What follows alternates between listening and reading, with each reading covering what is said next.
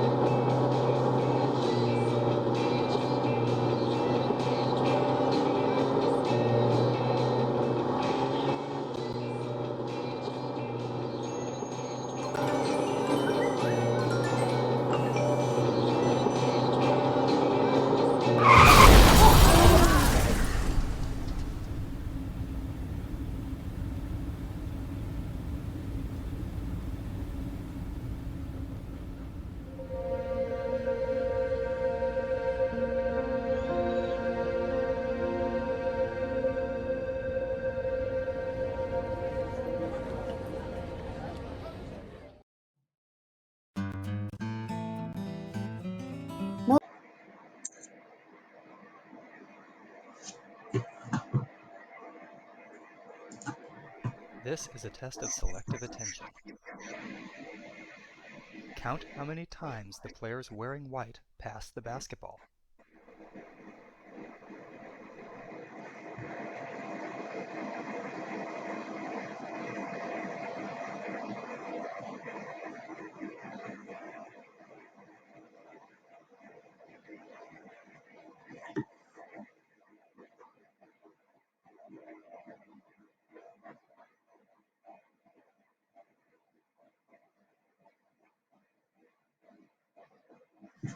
How many passes did you count? The correct answer is 15 passes. But did you see the gorilla?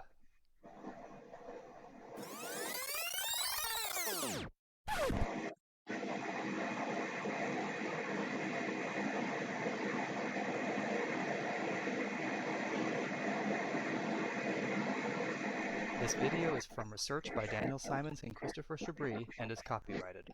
Multitasking. Is it fact or is it fiction? People can obviously walk and chew gum at the same time. But these are both non-thinking tasks. Thinking tasks include texting, reading, gaming, driving, listening, and speaking. You can't do two thinking tasks well at the same time. You'll do two things poorly or one thing well. So when you're driving, your brain looks like this. When you drive and talk on the phone, even if it is a hands-free device, your brain looks like this, which means your car could look like this. So stay off the phone while you drive, and remember, hands-free is not risk-free. So hang up and drive well.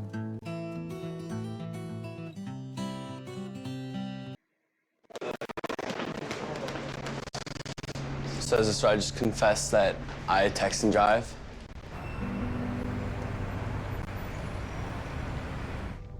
If I get a text, I'll look at my phone. It's definitely texting. Instagram, Twitter, Facebook. Snapchat. I do Snapchat and drive sometimes. Is that like making Snapchats or watching them?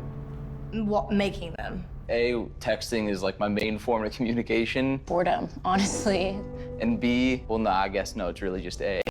I've only never done it at stoplights. I've always been really good about it. The passenger has a pretty important role driving now, where they're like, oh, red light, red light. If someone that you like texts you, you can't just let it sit there without just knowing what they said. Because what if something exciting's happening or something happened? Like every time I do it, I think about, I'm like, why am I doing this? And then I just keep doing it. So I'd want to introduce you to a friend of ours. My name's JC. Hi, Alexis. Hi, Dash. Justin, nice to meet you. Good to meet you. I just really quickly want to have a chat, tell you what happened to me. When I was 21 years old, driving home from my college graduation ceremony, driver on his phone was so distracted. He turned left into the intersection at a red light. Another car, an 18-wheeler, swerved to miss him and hit my family's car. And the resulting collision actually killed both of my parents. I spent 2 months in the hospital fighting for my own life, and then 2 more months in a rehab hospital, learning how to walk again, learning how to speak again, learning how to dress myself and how to feed myself. I live with a partially paralyzed body. I didn't have my daddy to walk me down the aisle when I got married.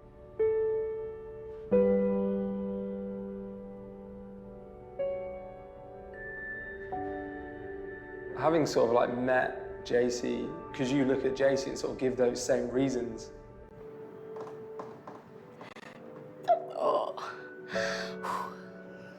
Usually I use my phone to change a song on. I try to use it as little as possible, but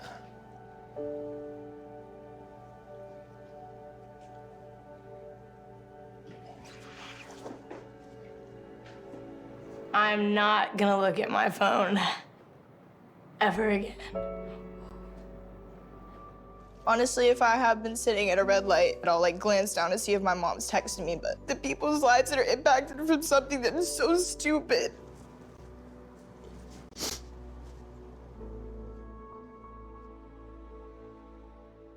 I can assure you on my drive home right now, I'm not going to use my phone and drive, and I'm not going to do it when I go to work tomorrow and the next day after that until, you know, it becomes a habit, and that just doesn't happen at all. I know this is hard. I'm sorry. It's hard for me too, but you know this is real. You have the power to really actually make a difference and do something about it.